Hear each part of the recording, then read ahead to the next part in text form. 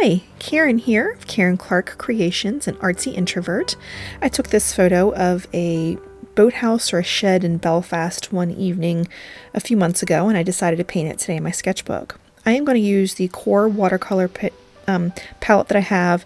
It's like one of the primary sets with a couple added convenience colors, and I'm going to start with the Phthalo green, which is always too bright for my taste. So I'm going to tone that down with a little bit of the Pyrrole red and yellow ochre. I have this sped up to about 300% because it was about an hour long, and I'm not sure hour-long videos are going to do so well for me. I'm so new, and I think that short-term videos are doing better on YouTube these days. I tend to like the long ones, but you know, algorithms, you have to play the game. I'm new, but I'm already learning. You have to play the game. So first I'm adding in the grass and trees. Well, that's a bush over there, but now I'm going to negative paint to leave the trunks of the trees. I'm using a Mimik brush right there. That one is a number 10. It's not as pointy as the number 8 that I have, and I think that this one is a little rough. The Arches watercolor paper, which is in the sketchbook, apparently is rough on brushes, and I do think that's accurate. That's what I was told. I'm seeing that.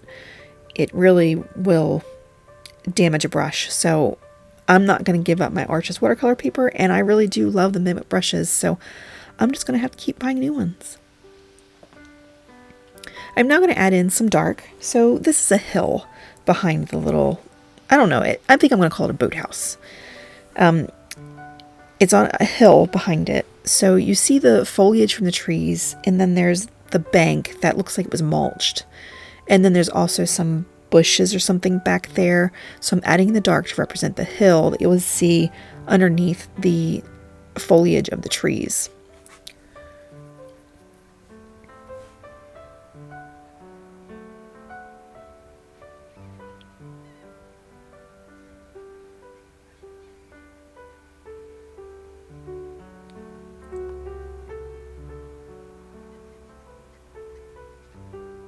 I really enjoy dropping wet paint into wet paint. The whoosh effect that you get is just so fun to see, and I love watching it mix on the paper. This painting did give me some heartache, headache, whatever you want to call it. For one, the green is too bright. I just personally, I love phthalo green in other people's paintings, but for me, it doesn't look right. It looks right when other people use it, but I don't know why. For some reason, when I use it, it's just way too bright. And I am a bright, sparkly kind of person. I love color, but in my paintings, it just feels wrong. So I'm constantly trying to figure out how to get it into my painting at the right color. I have to tone it down. I have to add layers of color over top to kind of bring it down to where I want it to be.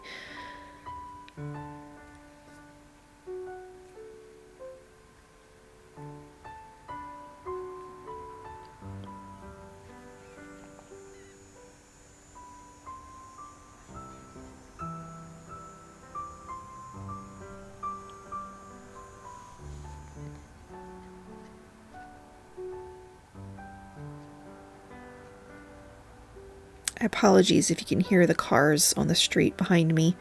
It is a Saturday and we've got some traffic driving by our house, and you know, people are out living their lives, and I can't change that. I want them to be out there living their lives. I have added right there, it is a bank along the water, and I'm gonna just dab in some sea salt to get some textures. I'm hoping that that will kind of do the work for me. There's also some rocks over there and along the front edge next to the boathouse. That boathouse really is that wonky. It is clearly falling down, And it's amazing how close to the water it really is. That's why I'm calling it Boathouse, because I'm imagining they can open those doors and like get a really small boat up in there. Maybe some canoes or kayaks, or like a small bass boat or something.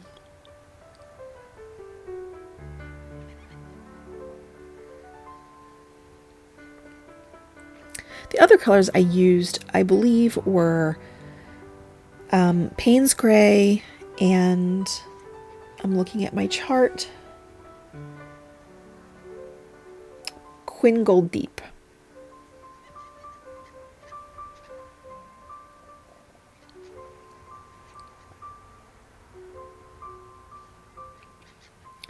I definitely wanted the water to be dark. I am not good at putting in dark colors, but I think I did okay here. I was sure to mix up a good amount, but that water the paper was thirsty. It was definitely soaking that paint up fast. And so there are some areas right there where I lightly brushed over and it looked like a sparkle, so I left it. The reflection of the boathouse was interesting to do. I have done reflections before, but this one was interesting because it was such a weird shape for the roof, the falling in roof. But I really think it turned out well when I started paying attention to where things were on the bank and then recreating them in the reflection. It was interesting and I enjoyed it.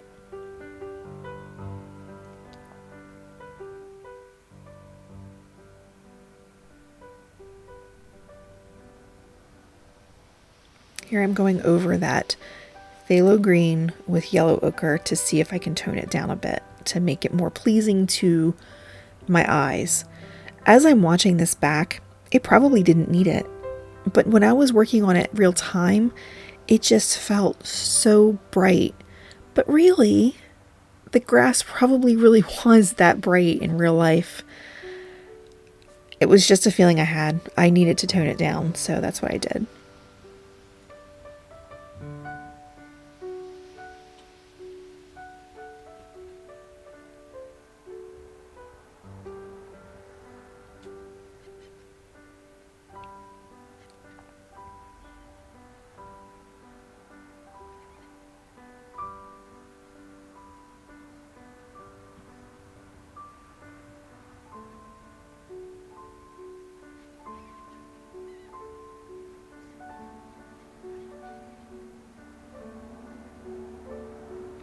I'm also covering up the white areas unpainted on the hill because it was too in my face and I couldn't see past it.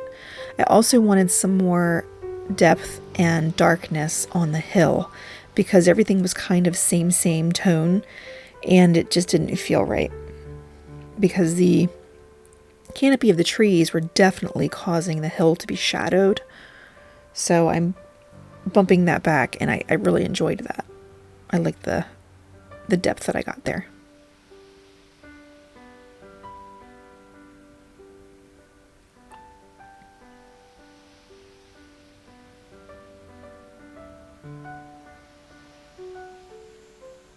So, and I'm adding the dark around the green bushes, and man, they really pop to the front.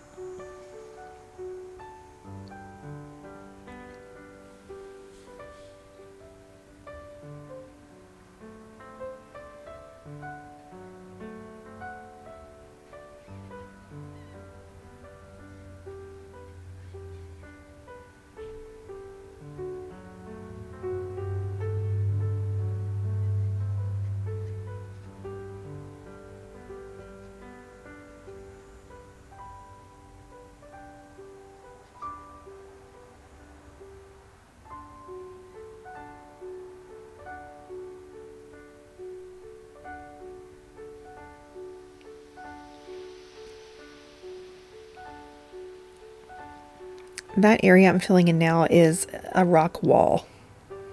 So I'm going to do the same thing as I did below. I'm going to dab in some color and add some salt and let it work its magic.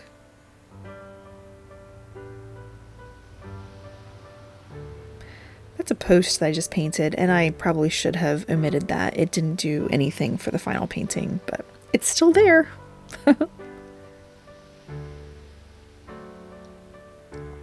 Here comes the wonky roof. And I am turning my page because it's easier to get that angle.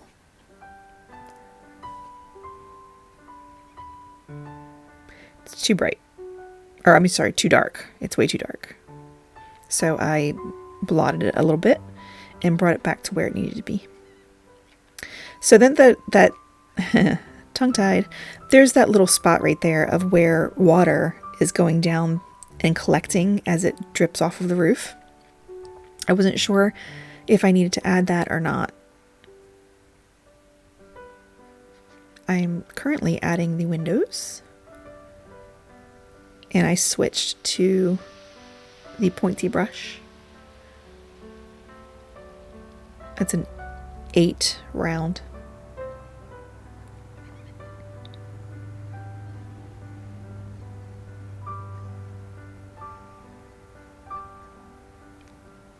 I'm not really concerned with making sure those grids of the windows are there. I wanted to keep them there the best I could, but I'm not going to stress over them being perfect because, it's, you know, if you look at this, they might be falling out for all we know. So I'm not going to worry about that. It's such a tiny painting that it's not worth concerning myself over that tiny of a detail. That's kind of weird for me to say because usually I'm a freak with details. I want them there. But with that, I think it's more interesting not worrying about it and kind of leaving it out.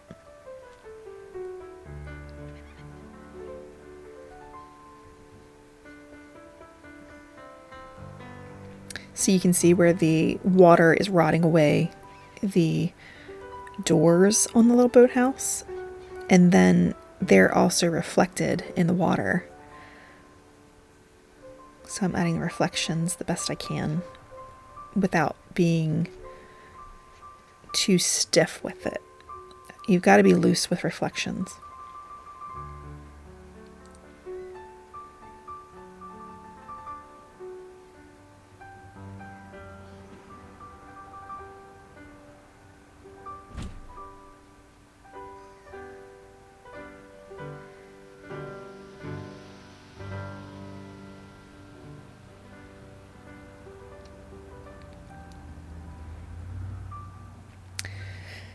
The window up there, the reflection of the window is yellow.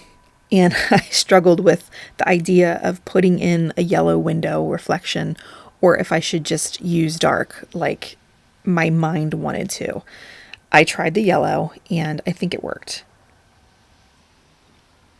I also added some yellow onto the siding of the house where it was kind of grungy just to make it kind of show up somewhere else.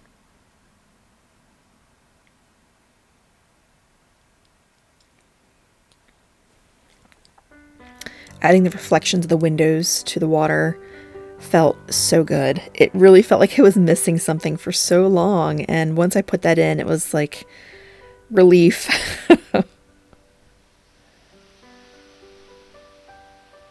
So there's a little shadow under the edge of the roof onto the building. And then I'm going to try to add that to the water too.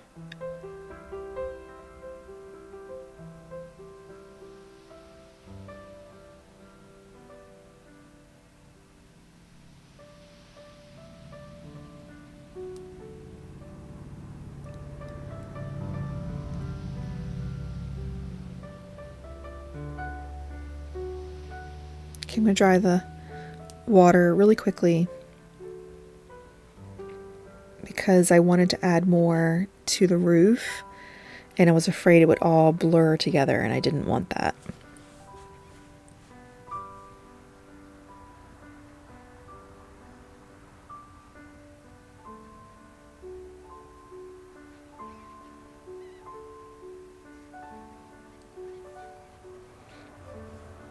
Adding the reflection of the darkness around the broken door also felt really good.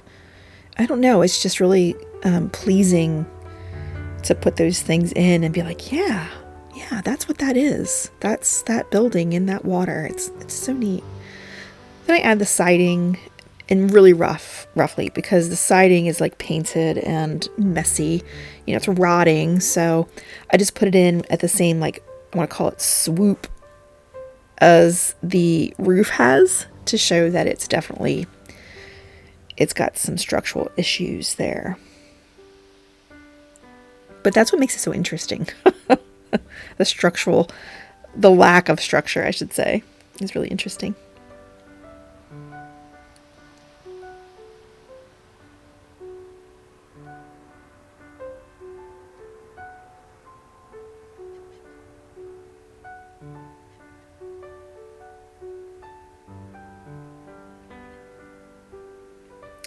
So I wiped off the salt that was put in those rocks, and now I'm just adding shadows, just really rough shadows of where rocks might be, based on the magic that the salt worked. This is not the way the rocks looked in the reference photo. I'm just playing around with it, and it totally worked. I really enjoy adding shadows to things. Sometimes it works really easy, sometimes not so much. I am scrubbing out some of the color of the water there because I didn't leave the indication of the rocks on the bank, because you would see them a little bit, not a lot, but a little bit. So I took out some darkness to kind of reflect the rocks.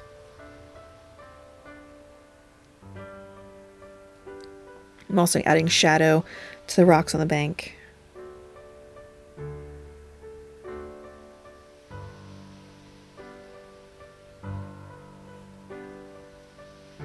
Here I am going over the trees and the tree foliage because, again, it just felt too bright up there.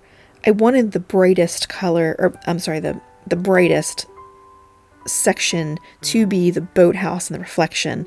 So the really bright leftover in the trees was really distracting. I did not like it. And I think that totally worked. I once took a class and I was told that when painting foliage, you have to leave some places empty because the birds need somewhere to fly through. And while I totally loved hearing that, this was not the time to do it because it's a hill.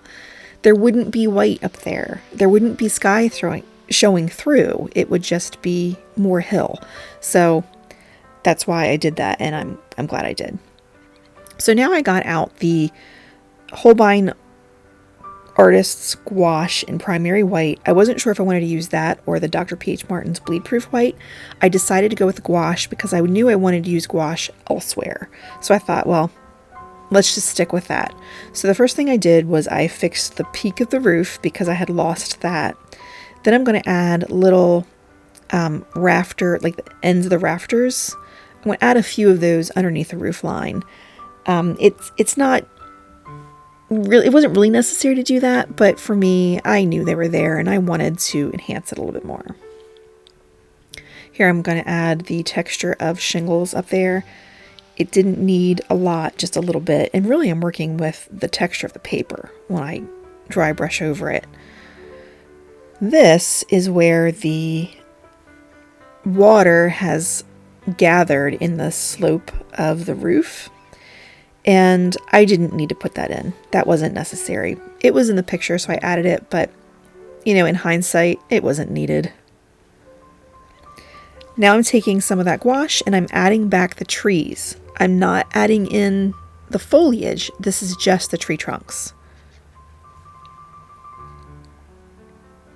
And I really like it.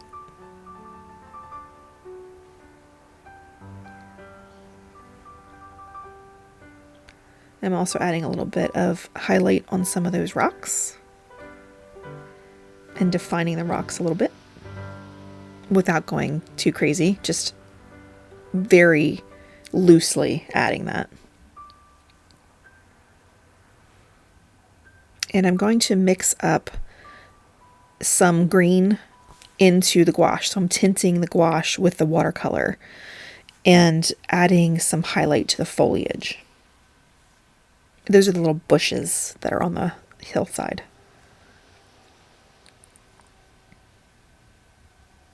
I'm really glad I added that. I always kind of think, you know, it's my motto, if I don't like it, it's not finished. And that might mean I add gouache or bleed-proof white or pen or colored pencil if I don't like my watercolor. It works for me. I'm also adding that green mixture as highlights to the bottom branches of the foliage of the trees.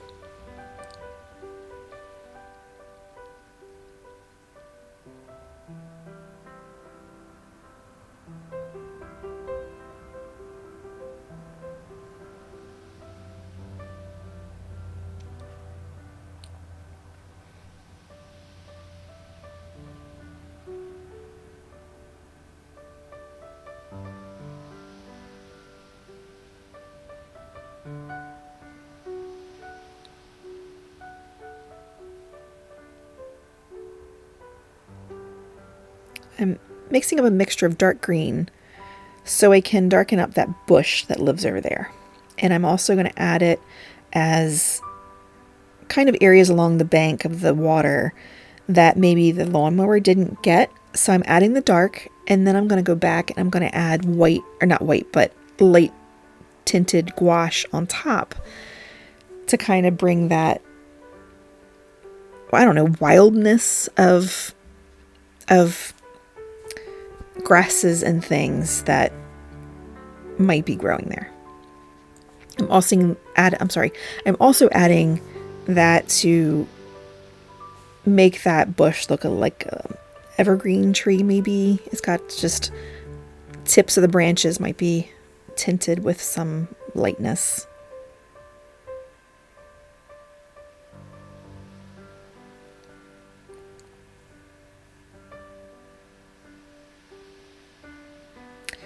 And I'm extending some of those trees down because it looked like they were all growing from the same spot. So I wanted some growing just behind those bushes.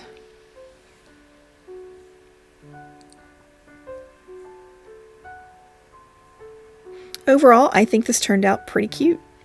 I'm going to put the reference photo up on my blog. If you want to go and paint it, please do, and tag me so that I can see your finished painting. I would love to see it. If you liked this, please go find some of my other videos. Maybe there's something else there you might like, and subscribe and give me a thumbs up. Thank you. Bye-bye.